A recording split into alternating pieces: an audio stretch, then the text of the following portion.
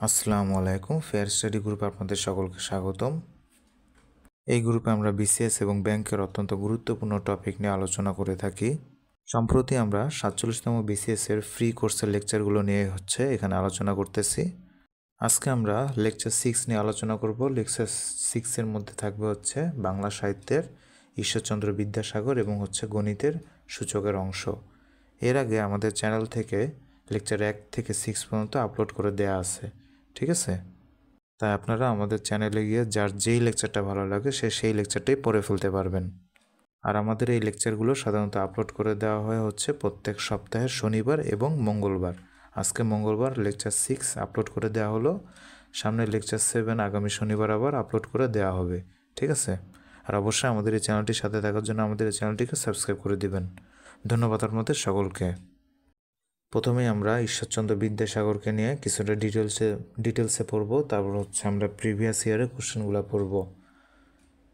26শে September 1820 সাল থেকে 29শে জুলাই 1891 সাল ঈশ্বরচন্দ্র বিদ্যাসাগরের জীবনকাল, ঠিক আছে?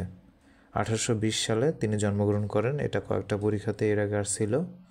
আবার তিনি কোথায় জন্মগ্রহণ করেন সেটাও এর আগে আসছিল, যে মেদিনীপুর জেলার বীরসিংহ গ্রামে তিনি জন্মগ্রহণ করেন। বর্তমান পশ্চিম মেদিনীপুর জেলার বীরসিংহ গ্রামে জন্মগ্রহণ করেন। বীরসিংহ সেই সময় হুগলি জেলার অন্তর্ভুক্ত ছিল। ঈশ্বরচন্দ্রের পিতামহ রামজয় তর্কভূষণ ছিলেন সুপণ্ডিত এবং বলিষ্ঠ দৃঢ়চেতা পুরুষ। ইনি ঈশ্বরচন্দ্রের নামকরণ করেছিলেন। 19 শতকের বিশিষ্ট বাঙালি শিক্ষাবিদ, সমাজ সংস্কারক ও গদ্যকার ছিলেন ঈশ্বরচন্দ্র বিদ্যাসাগর। তার প্রকৃত নাম ঈশ্বরচন্দ্র বন্দ্যোপাধ্যায়। এটা কয়েকবারে বিভিন্ন পরীক্ষাতে আসছিল যে ঈশ্বরচন্দ্র বিদ্যাসাগরের প্রকৃত নাম কি। প্রকৃত নাম ঈশ্বরচন্দ্র বন্দ্যোপাধ্যায়। সংস্কৃত ভাষা ও সাহিত্যে অগাধ পাণ্ডিত্যের জন্য প্রথম জীবনেই লাভ করেন বিদ্যাসাগর উপাধি। সংস্কৃত ছাড়াও বাংলা ও ইংরেজি ভাষায় বিশেষ ব্যুৎপত্তিও ছিল তার। তিনি প্রথম বাংলা লিপি সংস্কার করে তাকে যুক্তিবহ করে তোলেন। এটাও বিভিন্ন পরীক্ষাতে আসছিল, কে প্রথম বাংলা লিপি সংস্কার করেন? ঈশ্বরচন্দ্র বিদ্যাসাগর। এজন্য ঈশ্বরচন্দ্র বিদ্যাসাগরকে জ্যোতিচিহ্নের জনকও বলা হয়। বাংলা গদ্যের প্রথম সার্থক রূপকারও তিনি, ঠিক আছে? বাংলা গদ্যের জনককে, সেটার অ্যান্সারও হবে ঈশ্বরচন্দ্র বিদ্যাসাগর। বাংলা লিপি সংস্কার করেন কে? ঈশ্বরচন্দ্র বিদ্যাসাগর। জ্যোতিচিহ্ন আবিষ্কার করেন কে? সেটার অ্যান্সারও হবে ঈশ্বরচন্দ্র বিদ্যাসাগর। তারপর বিদ্যাসাগরের রচনাবলী, গ্রন্থাবলী। শিক্ষামূলক তিনি গ্রন্থ লিখেছেন গুরুত্বপূর্ণ 4টা। একটা বর্ণপরিচয়, বর্ণপরিচয় প্রথম ও দ্বিতীয় ভাগ। আর একটা ঋজুপাঠ, প্রথম, দ্বিতীয়, তৃতীয় ভাগ। সংস্কৃত ব্যাকরণের উপক্রমণিকা। আর এটা ব্যাকরণ কৌমুদী। ব্যাকরণ কৌমুদী কে লিখেছেন আর বর্ণপরিচয় কে লিখেছেন, এগুলা বিভিন্ন পরীক্ষাতে আসে। বর্ণপরিচয় আর ব্যাকরণ কৌমুদী, এই দুইটা সবচেয়ে গুরুত্বপূর্ণ। তারপর অনুবাদ গ্রন্থ। অনুবাদ গ্রন্থের মধ্যে প্রথমে আছে হিন্দি থেকে বাংলা। হিন্দি থেকে বাংলায় তিনি যে অনুবাদ গ্রন্থটা লেখেন সেটার নাম বেতাল পঞ্চবিংশতি, ঠিক আছে? এটা বেতাল 25 থেকে নেওয়া হয়েছে, ওকে? এরপর সংস্কৃত থেকে বাংলা। সংস্কৃত থেকে বাংলাতে লেখেন তিনি শকুন্তলা, সীতার বনবাস, মহাভারতের উপক্রমণিকা। আরটা বামনাখ্যানম। আবার ইংরেজি থেকে বাংলাতেও তিনি আনেন কয়েকটা: বাংলার ইতিহাস, জীবনচরিত, নীতিবোধ, বোধোদয়, কথামালা, চরিতাবলী, ভ্রান্তিবিলাস। ইংরেজি গ্রন্থ: poetical selection, selection from Goldsmith, selections from English literature. আবার তিনি কিছু মৌলিক গ্রন্থ লিখেছেন, ঠিক আছে? মৌলিক গ্রন্থ আছে তার গুরুত্বপূর্ণ 10টা মৌলিক গ্রন্থ আছে। মৌলিক গ্রন্থের মধ্যে গুরুত্বপূর্ণ সংস্কৃত ভাষা ও সংস্কৃত সাহিত্য বিষয়ক প্রস্তাব, ঠিক আছে? 2 নম্বরে বিধবা বিবাহ চলিত হওয়া উচিত কি না এত বিষয়ক প্রস্তাব। 3 নম্বর, বহু বিবাহ রহিত হওয়া উচিত কি না এত বিষয়ক প্রস্তাব। 4 নম্বর, অতি অল্প হইল 5 নম্বর মৌলিক গ্রন্থ আবার অতি অল্প হইল। 6 নম্বর ব্রজবিলাস। 7 নম্বর রত্নপরীক্ষা। 8 নম্বর প্রভাবতী সম্ভাষণ। 9 নম্বর জীবনচরিত। 10 নম্বর শব্দ মঞ্জুরি। ঠিক আছে, গুরুত্বপূর্ণ এগুলোর মধ্যে সবচেয়ে বেশি গুরুত্বপূর্ণ হচ্ছে শব্দ মঞ্জুরি, প্রভাবতী সম্ভাষণ, ব্রজবিলাস, অতি অল্প হইল, আবার অতি অল্প হইল।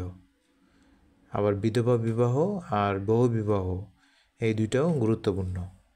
ঠিক আছে, এবার হচ্ছে সম্পাদিত গ্রন্থ। সম্পাদিত গ্রন্থের মধ্যে গুরুত্বপূর্ণ আছে হচ্ছে অন্নদামঙ্গল, ক্রিয়াতার্জনীয়ম, সর্বদর্শন সংগ্রহ, শিশুপালবধ, কুমার সম্ভবম, কাদম্বরী, রঘুবংশম, মেঘদূতম, উত্তরচরিতম, হর্ষচরিতম, অভিজ্ঞান, শকুন্তলম। আর আছে হচ্ছে পদ্য সংগ্রহ প্রথম ভাগ, পদ্য সংগ্রহ দ্বিতীয় ভাগ। পদ্য সংগ্রহ প্রথম ভাগ এটা কৃত্তিবাসী রামায়ণ থেকে সংকলিত। পদ্য সংগ্রহ দ্বিতীয় ভাগ এটা ভারতচন্দ্র রায় গুণাকর রচিত অন্নদামঙ্গল থেকে সংকলিত। এখন হচ্ছে প্রিভিয়াস ইয়ারের কোশ্চেন যেগুলো আসছিল ঈশ্বরচন্দ্র বিদ্যাসাগর থেকে। প্রথম প্রশ্ন, ঈশ্বরচন্দ্র বিদ্যাসাগর কোথায় জন্মগ্রহণ করেন? বীরসিংহ গ্রাম, মেদিনীপুরে। এটা 43তম বিশেষ পরীক্ষাতে আসছিল। কোনটি ঈশ্বরচন্দ্র বিদ্যাসাগরের রচনা? বেতাল পঞ্চ বিংশতি। প্রথম সাহিত্যিক গদ্যের স্রষ্টা কে?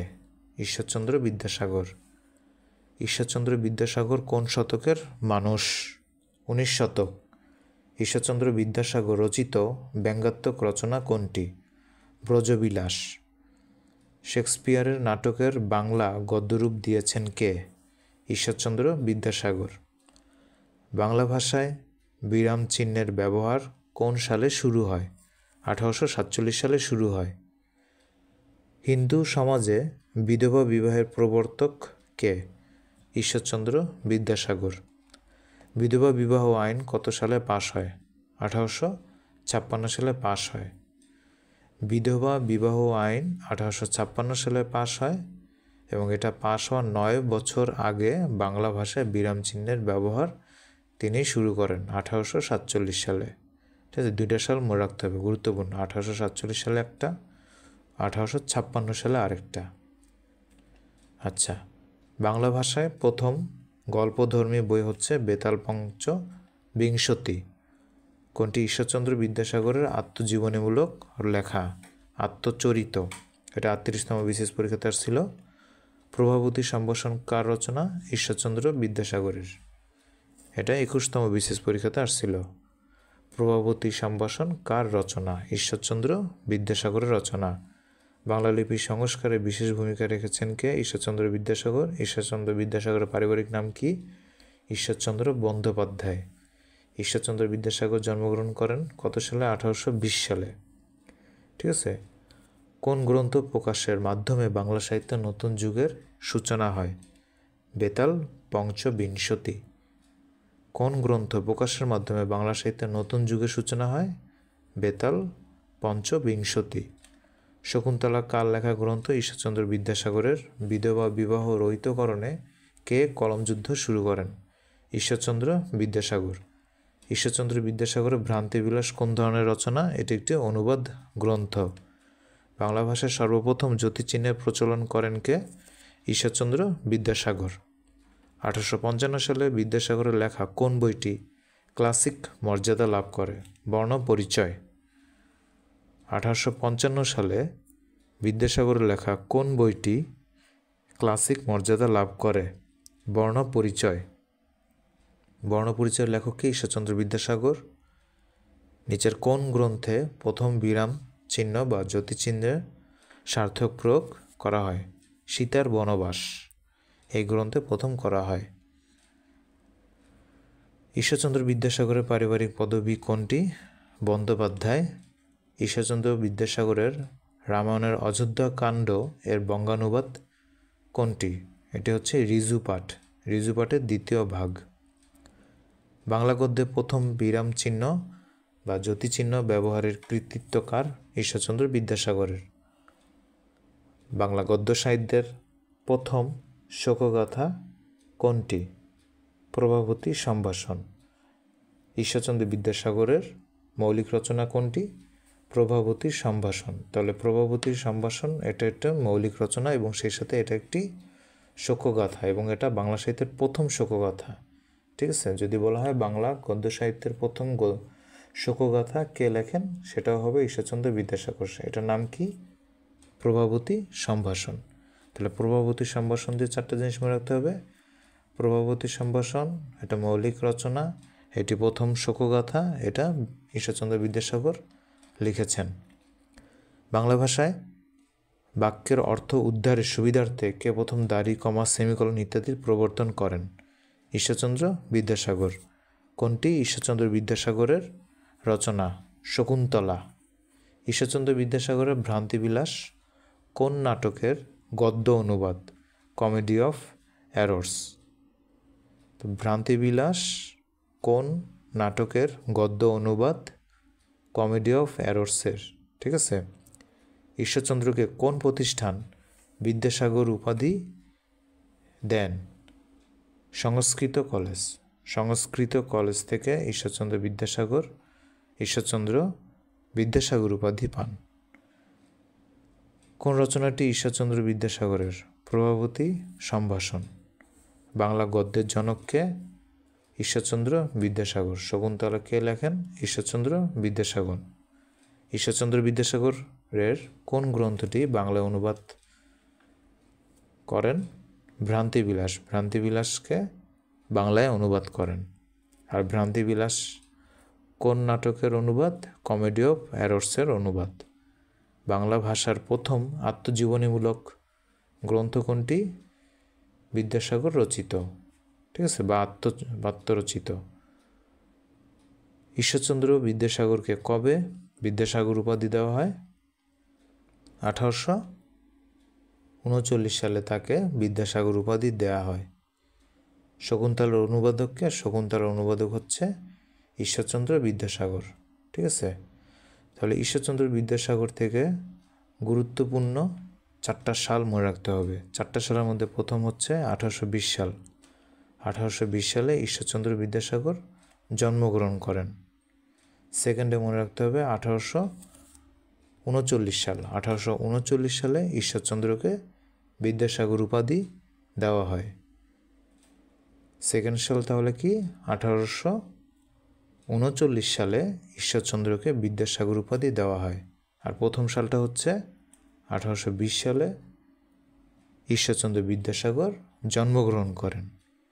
3 নম্বর সাল যেটা মনে রাখতে হবে সেটা হচ্ছে 1847 সালে ঈশ্বরচন্দ্র বিদ্যাসাগর বিরাম চিহ্ন আবিষ্কার করেন। ঠিক আছে, 1847 সালে। 1847-এর পর 9 বছর পর 1856 সালে বিধবা বিবাহ আইন পাশ হয়। তাহলে 4টা সাল: 1820 সাল, 1839 সাল, 1847 সাল, 1856 সাল। ঠিক আছে, 1820 সালে ঈশ্বরচন্দ্র বিদ্যাসাগর জন্মগ্রহণ করেন। 1839 সালে ঈশ্বরচন্দ্র বিদ্যাসাগরকে বিদ্যাসাগর উপাধি দেওয়া হয় সংস্কৃত কলেজ থেকে। 1847 সালে বিরাম চিহ্ন ব্যবহার শুরু হয়। 1856 সালে বিধবা বিবাহ আইন পাশ হয়। এই 4টা সাল গুরুত্বপূর্ণ, যে কোনো একটা সাল পরীক্ষাতে চলে আসতে পারে, যে কোনো পরীক্ষাতে। ঠিক আছে, ওকে। এখন গণিতের অংশ হবে। আর অবশ্যই আমাদের এই চ্যানেলটির সাথে থাকার জন্য আমাদের এই চ্যানেলটিকে সাবস্ক্রাইব করে দিবেন। আর গণিতের অংশ প্র্যাকটিস করার জন্য অবশ্যই এখন খাতা কলম নিয়ে প্র্যাকটিস করা শুরু করে দেন। ধন্যবাদ আপনাদের সকলকে। আর অবশ্যই আমাদের এই চ্যানেলটিকে সাবস্ক্রাইব করে ফেলেন। প্রত্যেক শনিবার আর প্রত্যেক মঙ্গলবার হচ্ছে এই 47তম বিসিএসের ফ্রি কোর্সের লেকচারগুলো আসবে। ঠিক আছে, তো অবশ্যই আমাদের এই চ্যানেলটির সাথে থাকার জন্য আমাদের চ্যানেলটিকে সাবস্ক্রাইব করে দিবেন। ধন্যবাদ আপনাদের সকলকে। আচ্ছা, আজকে হচ্ছে সূচক। ঠিক আছে, সূচকের অঙ্ক করার আগে আমাদের হচ্ছে কিছু সূত্র বা নিয়ম হচ্ছে মনে রাখতে হবে। সে নিয়মগুলো বা কিছু সূত্র হলো, যেমন কোনো সংখ্যার উপরে যদি 0 থাকে সেটার মানে হচ্ছে সেটা 1 বোঝায়। ওকে, আবার কোনো সংখ্যা সিম্পল জাস্ট আছে x আছে, সেটা উপরে ঘাত সবসময় 1 বোঝায়। ঠিক আছে, আবার যদি কোনো সংখ্যা একাধিক সংখ্যা আছে গুণাকারে, যেমন x to the power a,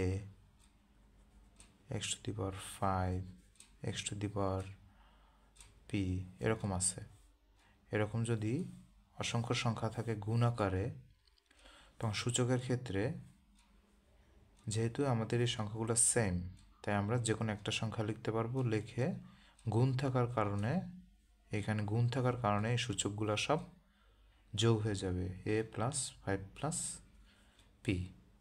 ঠিক আছে, সেমভাবে যদি ভাগ আকারে থাকে তখন সেটা বিয়োগ হয়ে যায়, x to the power a ভাগ x টু দি পাওয়ার 5।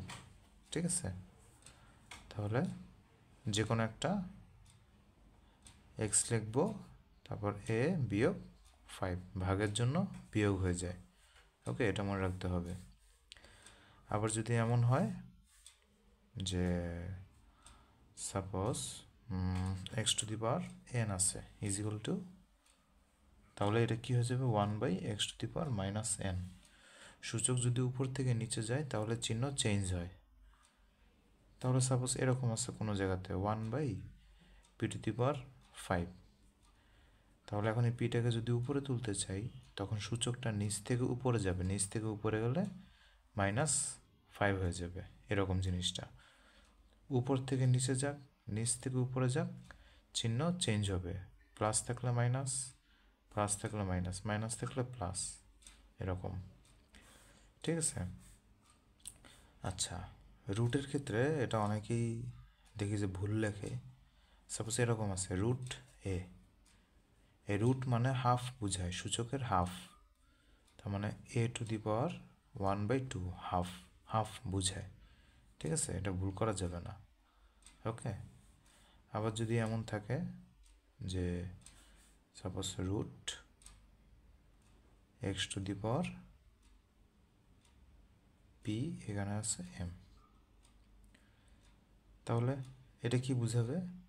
এটা বুঝাবে হচ্ছে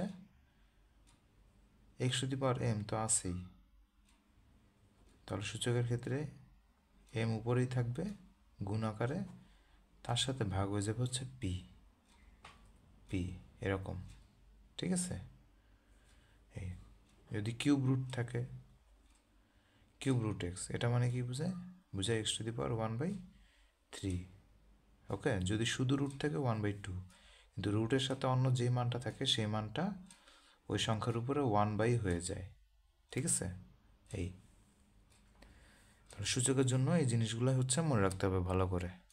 ঠিক আছে, আচ্ছা, এখন 1 নম্বর অঙ্ক 8x to the power 0 plus 8 into x to the power 0। এটা হচ্ছে 14তম বেসরকারি শিক্ষক নিবন্ধন পরীক্ষাতে আসছিল 2017 সালে। তাহলে এই অঙ্কটা কিভাবে হবে? 8x টু দি পাওয়ার 0, তার মানে এই 0 সূচকটা সম্পূর্ণ 8x এর উপরেই আছে। তাহলে একটু আগে আমরা শিখলাম যে যদি কোনো সংখ্যার উপরে 0 থাকে তার মান 1, যার উপরেই 0 থাকবে সূচক তার মানে 1, তাহলে 8x দুজনের উপরেই 0 আছে, তাহলে এটার মান হচ্ছে 1। এখন এখানে 8 এর সাথে x টু দি পাওয়ার 0 কীভাবে আছে? গুণ আকারে আছে, তাহলে x টু দি পাওয়ার 0 সেমভাবে a টু দি পাওয়ার 0 মানে x টু দি পাওয়ার 0 এর মান হচ্ছে 1। তাহলে এখানে আলটিমেটলি মান দাঁড়ালো 8 ওকে 8 9। ঠিক আছে, একদম ইজি ম্যাথ। তারপর 2 নম্বর অঙ্কতে বলা আছে 3 টু দি পাওয়ার -3 এর মান কত? এটা হচ্ছে এনএসআই এর পরীক্ষাতে আসছিল, সহকারী পরিচালক 2015 সালের পরীক্ষাতে এটা আসছিল।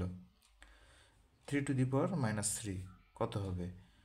এই যে এখানে আমরা করাইলাম p টু দি পাওয়ার -5, তখন এটাকে আমরা কীভাবে লিখতে পারি? 1/p টু দি পাওয়ার 5। সেমভাবে এটাকে আমরা লিখতে পারবো 1/3 টু দি পাওয়ার 3। যদি অপশনে 1/3 থাকে তাহলে সেটা অ্যান্সার হবে। যদি এটা না থেকে আরও যদি কিছু থাকে তখন চাইলে আমরা এটাকে করতে পারবো। 3 3 9, 3 9 27, 27, ঠিক আছে। এই অপশনে যদি 1/27 থাকে সেটা অ্যান্সার হবে। অপশনে যদি আবার এমন থাকতে পারে চাইলে যে 27-এর উপর যে কোনো সংখ্যা সিঙ্গেল আছে, তার মানে এক্স মানে কি x⁻1, তাহলে এটাকে চাইলে আমরা এভাবেও লিখতে পারি 27 1।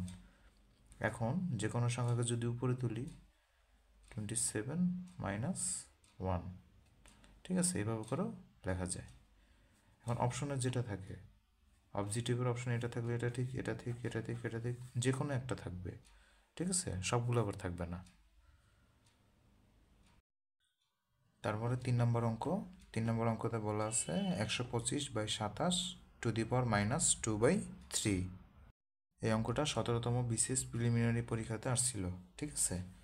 এখন এটা কিভাবে করব আমরা, যে কোনো এই সংখ্যাটার উপর সূচক আছে বিয়োগ আকারে, তাহলে কি করব, এই সূচকটাকে যোগ করতে হলে ধনাত্মক মানে যদি নিতে চাই কী করব, এই মানটাকে নিচে নিয়ে যাব, নিচে নিয়ে গেলেই সিম্পলি এটা সূচকটা ধনাত্মক হয়ে যাবে, ঠিক আছে।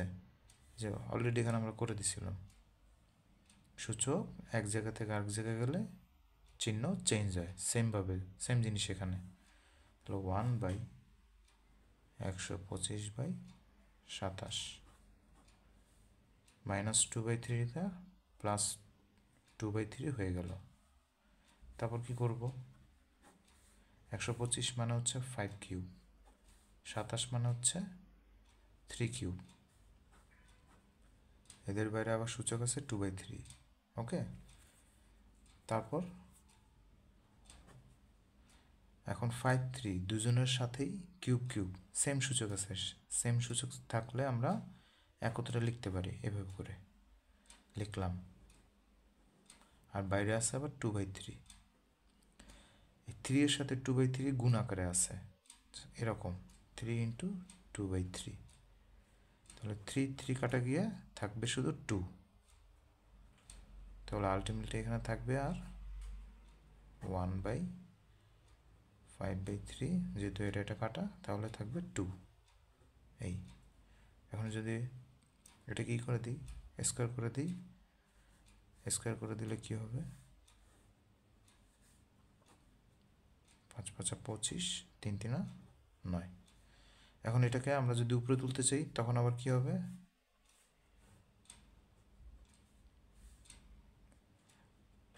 9/25 হয়ে যাবে, ওকে।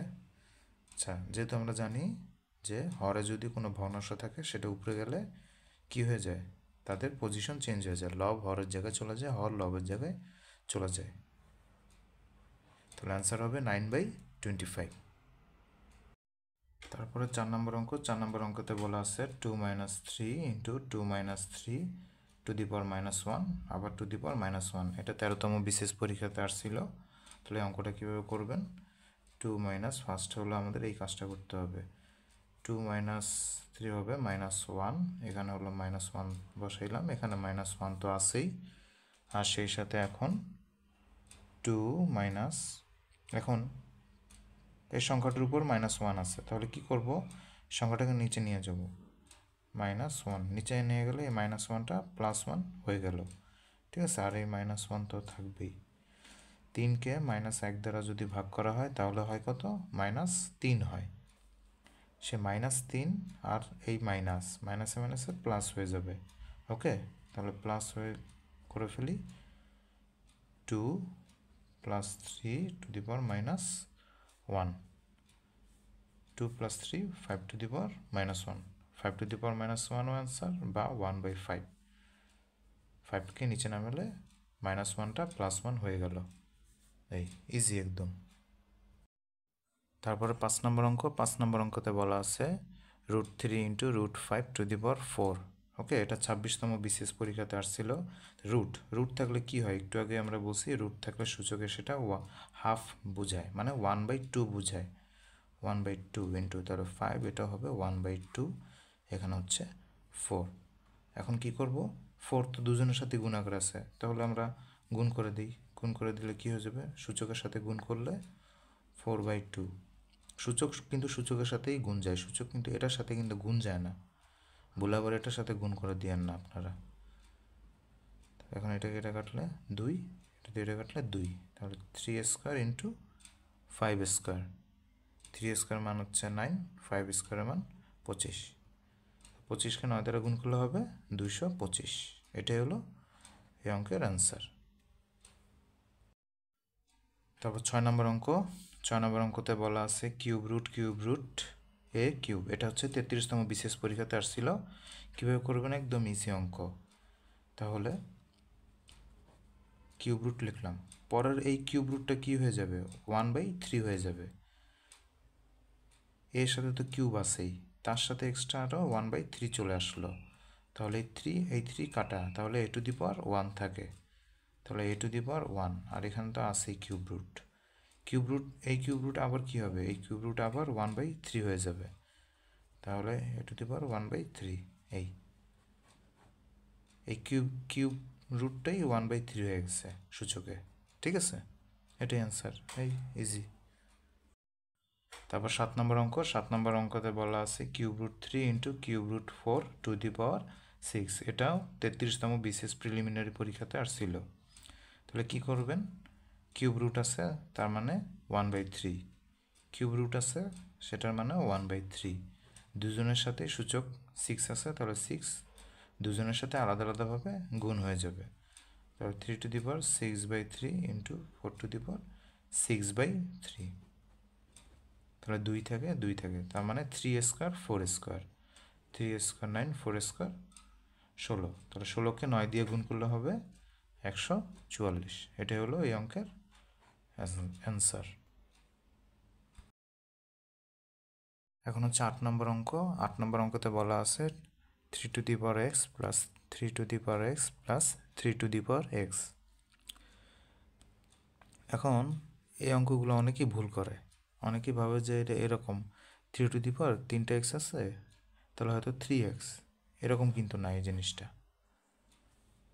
আপনাকে যদি এখন লিখতে দেওয়া হয় a প্লাস a, আপনি তখন ইজিলি বলবেন যে এটা 3a। আপনি কি করছেন, 3টা যোগ করছেন, 1টা 2টা 3টা a। এটাও কিন্তু একদম same 3x, 3 to the power x এখানে আছে কয়টা, 3টা, তাহলে 3টা 3 টু দি পাওয়ার এক্স। এই এখন আমরা সূচকের সূত্র অনুসারে কি জানি, যদি সেম সংখ্যা থাকে, সেম সংখ্যা থেকে আমরা একটা সংখ্যা নিতে পারবো, আর উপরে যত সূচক থাকবে সব সূচক যোগ আকারে লিখতে পারবো, 1 প্লাস এক্স। এই তাহলে এটার অ্যান্সার হবে 3 to the power 1 plus x, একদম ইজি, ঠিক আছে? সেমভাবে আপনার 33তম বিশেষ পরীক্ষাতেও একটা অঙ্ক আসছিল 4 to the power x 4 to the power x 4 to the power x 4 to the power এক্সের মান কত? সেম অঙ্ক, 4 টু দি পাওয়ার এক্স আছে কয়টা, 4টা আছে, তাহলে 4টা 4 to the power x, 4 into 4 to the power x. এখান থেকে তারপর 4-এর উপর অর্থাৎ 1 আছে, 1 প্লাস এক্স। যদি অপশন এটা থাকে এটা অ্যান্সার হবে, অপশনে আবার অন্যরকমও থাকতে পারে, যেমন 4 মানে হচ্ছে 2 স্কোয়ার, আবার বাইরের সূচক আছে 1 প্লাস এক্স, তখন এখানে এই সূচকের 2-এর সাথে এরা কি গুণ হয়ে যায়, তাহলে গুণ হয়ে গেলে কি হবে, 2 কে 2, 2x। 33তম বিশেষ পরীক্ষার অপশনে এটা ছিল 2 to the power 2 plus 2x, ঠিক আছে? এটা কিন্তু ছিল না, যদি অপশনে এটা না থাকে এটা থাকে, এটাও কারেক্ট অ্যান্সার হবে, ঠিক আছে? যদি দুইটাই থাকে কোনো কারণে, তাহলে এটা বেশি গ্রহণযোগ্যতা পাবে, ঠিক আছে? তারপর 10 নম্বর অঙ্ক। 10 নম্বর অঙ্কতে বলা আছে 3 into 2 to the power n বিয়োগ 4 into 2 to the power n minus 2, ঠিক আছে? এটা অনেক পরীক্ষাতে এর আগে আসছিল, বাংলাদেশ রেলওয়ের পরীক্ষাতে আসছিল 2016 সালে, আবার হচ্ছে মাধ্যমিক ও উচ্চ মাধ্যমিক অধিদপ্তরের উচ্চমান সহকারীর পরীক্ষাতে আসছিল 2013 সালে, ঠিক আছে? আচ্ছা, তাহলে এখন এই অঙ্কটা কিভাবে করব আমরা, একদম ইজি অঙ্ক। 3 into 2 to the power n, 4কে আমরা 2 স্কোয়ার হিসেবে লিখতে পারি, তাহলে 2n minus 2, 3 into 2 to the power n বিয়োগ এই 2 সেম সংখ্যা আছে, একটা সংখ্যা লিখলাম, যেহেতু এরা গুণ আকারে আছে তাই এদের সূচকগুলা যোগ হয়ে যাবে, 2 plus n minus 2, minus 2 plus 2 বাদ, তাহলে n থাকে, দেন 3 into 2 to the power n, 2 to the power n, এখানে 2 টু দি পাওয়ার n এর সাথে আছে 1 আর এখানে আছে 3, 2 টু দি পাওয়ার n এর কমন নিলাম, তাহলে এখানে থেকে 3, এখানে থাকে 1, ঠিক আছে। তারপর এখন এখানে 2 to the power n into 3 বিয়োগ 1 হবে 2, তাহলে এটার উপর আছে 1, তাহলে n প্লাস 1, n প্লাস 1 হবে এই অঙ্কটার অ্যান্সার। এখন হচ্ছে 11 নম্বর অঙ্ক। 11 নম্বর অঙ্কতে বলা আছে a by B to the power x minus 3 is equal to B by 3 x to the power B by A to the power x minus 5 হলে এক্স এর মান কত। এটা 33তম বিশেষ পরীক্ষাতে আসছিল। এখান থেকে এক্স এর মান বের করতে হবে। কীভাবে? একদম ইজি অঙ্ক। এ বাই বি, বি বাই এ আছে, এরকম যদি সেম রকমের ভগ্নাংশ থাকে, শুধু লব হর যদি চেঞ্জ করা থাকে, লবের জায়গায় হর, হরের জায়গায় লব, এরকম যদি চেঞ্জ থাকে, ঠিক আছে, সমান চিহ্নের দুই পাশে, তখন আমরা জাস্ট একই রকম করে নিতে পারবো ইজিলি। একই রকম করে নিলে যার সূচকের চিহ্ন চেঞ্জ হয়ে যাবে। তাহলে এ বাই বি, এটাকেও আমরা এ বাই বি বানিয়ে নিলাম, এটাকে চেঞ্জ করে ফেললাম, লব হর, লব হরকে চেঞ্জ করার কারণে উপরে যে সূচক থাকবে, সূচকের গুলার আগে যত চিহ্ন আছে সব চেঞ্জ হয়ে যাবে, তাহলে মাইনাস এক্স প্লাস 5 হয়ে যাবে, হয়ে গেল। এখন যদি সমান চিহ্নের উভয় পাশে আমাদের মেইন সংখ্যা সেম থাকে, কেটে দিতে পারি আমরা। মেইন বেস আমরা কেটে দিলাম, উপরে যা থাকবে সূচক তা আমাদের নিচে নেমে আসবে, x minus 3 minus x plus 5, minus x এর পাশে চলে আসলে প্লাস এক্স, 3 হয়ে গেল প্লাস 3, 8, তাহলে 2x ইজ ইকুয়াল টু 8, তাহলে আলটিমেটলি এক্স এর মান হবে 4।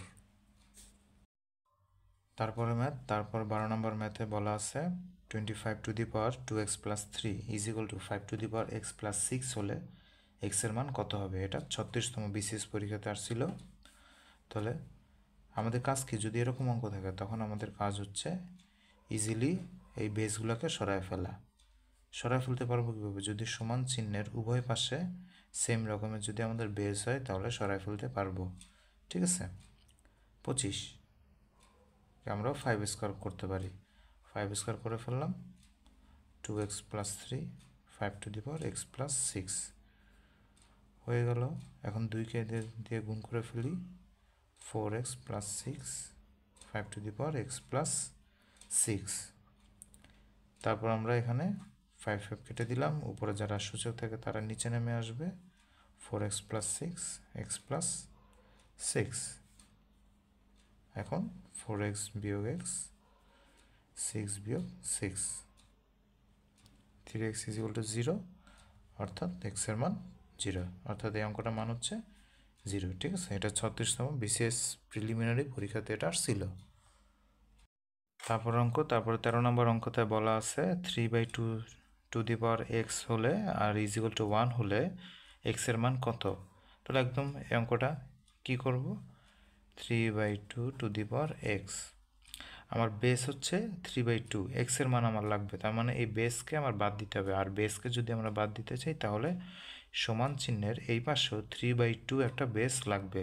তাহলে এই পাশে তো 3/2 নাই, এই পাশে তো আছে হলো 1, 1কে কীভাবে 3/2 বানাইতে পারবো আমরা ইজিলি, একদম বানানো ইজি। আমরা অঙ্কের শুরুতে আমরা বলছিলাম যে যে কোনো বেসের উপরে, যে কোনো বেস, সাপোজ যে কোনো বেসের উপরে যদি আমি 0 লিখি তাহলে সেটা 1 বোঝায়, ঠিক আছে। যে কোনো বেসের উপরে যদি 0 লিখি তাহলে সেটা 1 বোঝায়।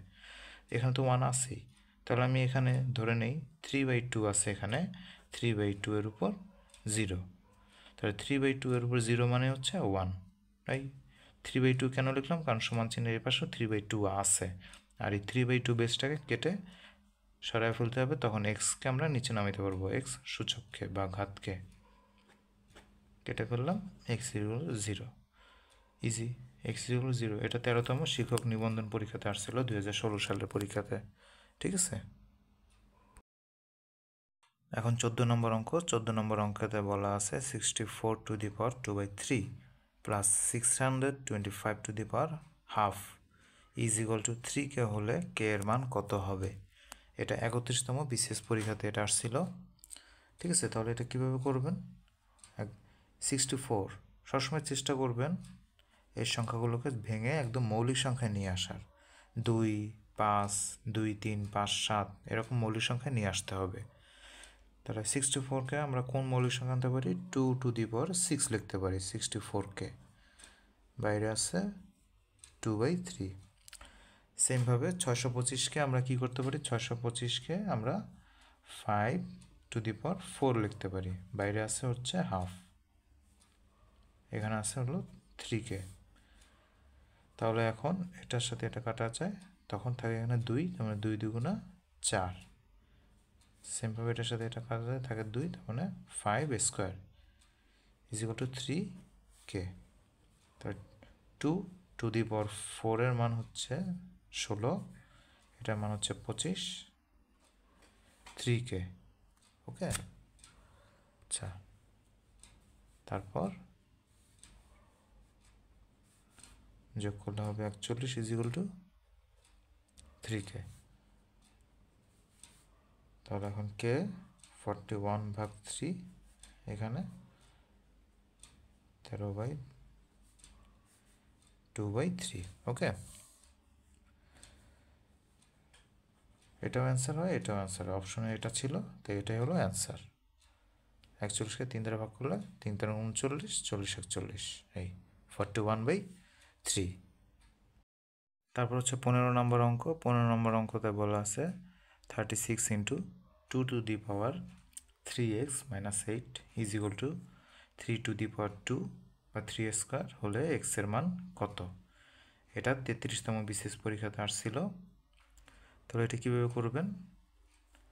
36 এখানে আছে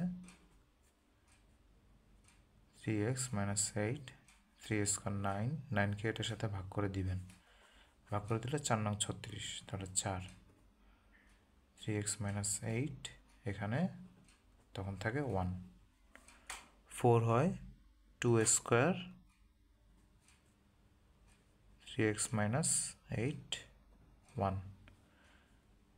তাহলে এখানে সেম সংখ্যা আছে, কি করব? সূচকগুলো যোগ করে দিব, যোগ করে দিলাম। যেহেতু আমার এক্সকে নিচে নামাইতে হবে, এক্সের মান লাগবে আমাদের, তাহলে বেস সেম করতে হবে, এখানে 2 এখানেও 2 লাগবে। একটু আগে আমরা একটা অঙ্কে বলছিলাম যে কোনো সংখ্যার উপরে যে কোনো ভিত্তি বা বেজের উপরে 0 লিখলেই তার মান 1 হয়ে যায়। তাহলে এখানে যেহেতু 2 আছে, এখানে আমাদের 2 বানাইতে হবে, যেহেতু এক্সকে আমরা নিচে নামাইতে চাই, তাই 2 টু দি পাওয়ার 0 লিখে দিলাম। এখন এটা কাটা, 2 আর মাইনাস 8 হয়ে যাবে কি 6, 6 ইজ ইকুয়াল টু 0, 6 এখন ভাগ করলে এক্সের মান 2, ঠিক আছে। ওকে, ম্যাথ হলো এই পর্যন্ত। এখন হচ্ছে প্র্যাকটিসের ম্যাথগুলো করবেন। এখন এই 5টা ম্যাথ আপনারা প্র্যাকটিস করে রাখবেন 16 থেকে 20 পর্যন্ত। 16 নম্বর অঙ্কতে বলা আছে 9 to the power x minus 4 by 3 to the power x minus 2 is equal to 2 হলে এর মান কত। তারপর 17 নম্বর অঙ্কতে বলা আছে 12 into 27 two the power x is equal to 2 square into 9 to the power x plus 4 হলে x এর মান কত। 18 নম্বর অঙ্ক। 18 নম্বর অঙ্কতে বলা আছে 8 two the power 2x plus 3 হলে 2 to the power 3x plus 6 হলে x এর মান কত। 19 নম্বর অঙ্কতে বলা আছে 3 to the power x plus 2 is equal two 81 হলে 3 to the power x minus 2 এর মান কত। 20 নম্বর অঙ্কতে বলা আছে 2 x প্লাস 1 মাইনাস এক্স হলে 1 minus x is equal to 3 হলে এক্সের মান কত? ঠিক আছে, যদি কোনো অঙ্কতে সমস্যা হয়, কোনো অঙ্ক যদি আপনারা না পারেন তা অবশ্যই কমেন্ট বক্সে জানাবেন, পরবর্তী ভিডিওতে সলভ করে দেওয়া হবে তখন। আর আজকে মঙ্গলবার, এই লেকচার 6 আপলোড করে দেওয়া হলো, আগামী শনিবার আবার লেকচার 7 আপলোড করে দেওয়া হবে।